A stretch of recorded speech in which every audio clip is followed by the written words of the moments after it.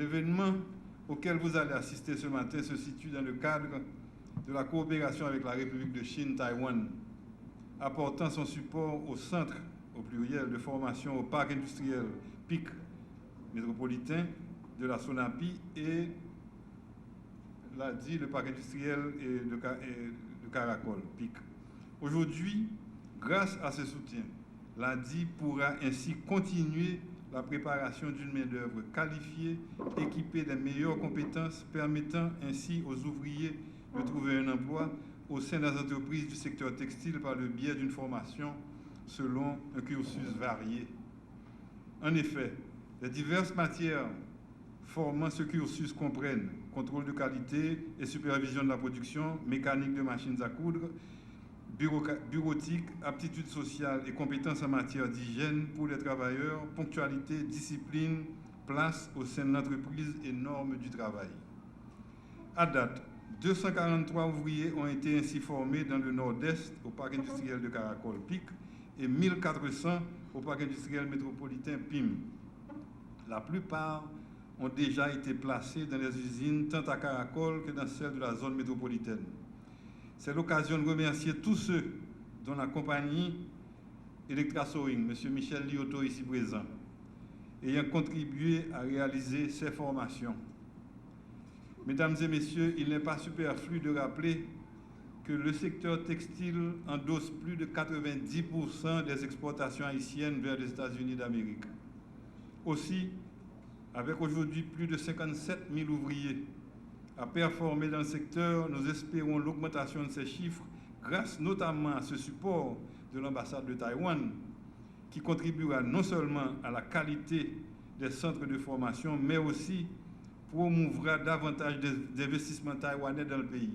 Je suis très ravi de participer à cette cérémonie de don à l'ADI et apporter notre appui au bon fonctionnement des centres de formation en technologie du vêtement, au parc industriel métropolitain et au parc industriel Caracol qui sont gérés par l'ADI. Le fait que l'appui du gouvernement taïwanais à ces deux centres de formation intervienne juste 3-4 semaines après la visite en Haïti de la présidente de la République de Chine, Taïwan, son Excellence Madame Tsai Ing-wen, dont le thème a été principalement articulé autour du renforcement des relations commerciales et économiques entre nos deux pays, qui symbolise l'engagement continu de Taïwan à contribuer à l'amélioration du climat d'investissement en Haïti et de soutenir ce pays frère de longue date dans son développement économique durable. Car malgré que cet appui arrive juste après la visite de Madame la Présidente Tsai, il a été conçu, élaboré et préparé durant plusieurs mois avant de se concrétiser devant vous aujourd'hui.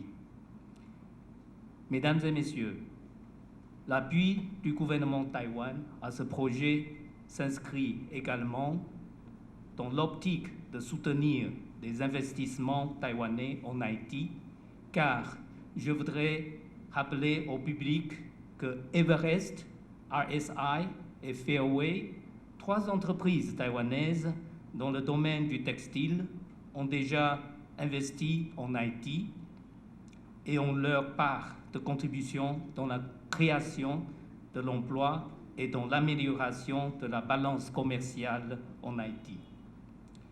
Nous souhaitons, à travers cette action aujourd'hui, non seulement leur témoigner le soutien du gouvernement taïwanais au secteur du textile en Haïti, mais également encourager les entreprises taïwanaises à investir davantage en Haïti pour le bénéfice de nos deux peuples. Mesdames et messieurs, je voudrais clôturer mes mots sur un ton plus mélancolique, malgré que la solennité soit d'usage lors des cérémonies du genre auxquelles nous participons aujourd'hui. Permettez-moi d'être un peu plus sentimental et de vous exprimer le plaisir que j'ai aujourd'hui en tant entouré d'autant d'amis et de partenaires. Je suis honoré d'avoir participé au cours de ce processus et aussi je voudrais féliciter le président de l'ADI pour les efforts qu'il a déployés et aussi ses partenaires et ses camarades du secteur pour y arriver aujourd'hui à cette signature. Et pour finir, je vous dirais que Haïti, aujourd'hui, malheureusement, nous faisons face à une situation vraiment incertaine. Mais en dépit de cette situation, comme Haïtiens, nous devons chercher à trouver l'issue de cette impasse. Mais en le cherchant, on ne peut pas s'arrêter là. Nous devons continuer à encourager les investisseurs en dépit d'une situation fragile, mais nous devons aussi remercier ces investisseurs nationaux et étrangers qui viennent en dépit de cette fragilité, mais qui continuent de croire en Haïti, dans la capacité d'Haïti de produire et d'exporter.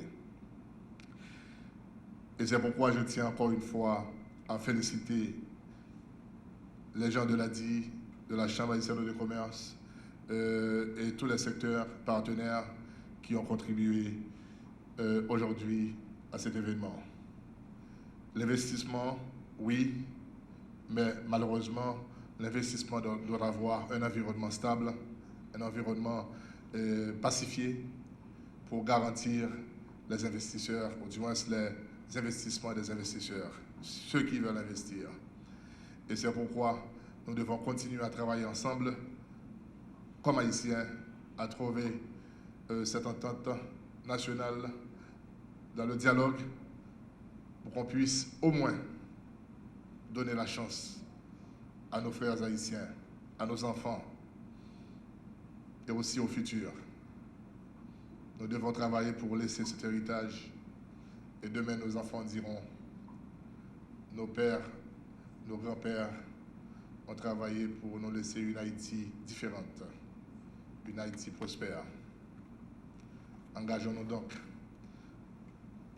à avancer ensemble pour une Haïti prospère, pacifiée et sécurisée et ouverte réellement aux investissements étrangers.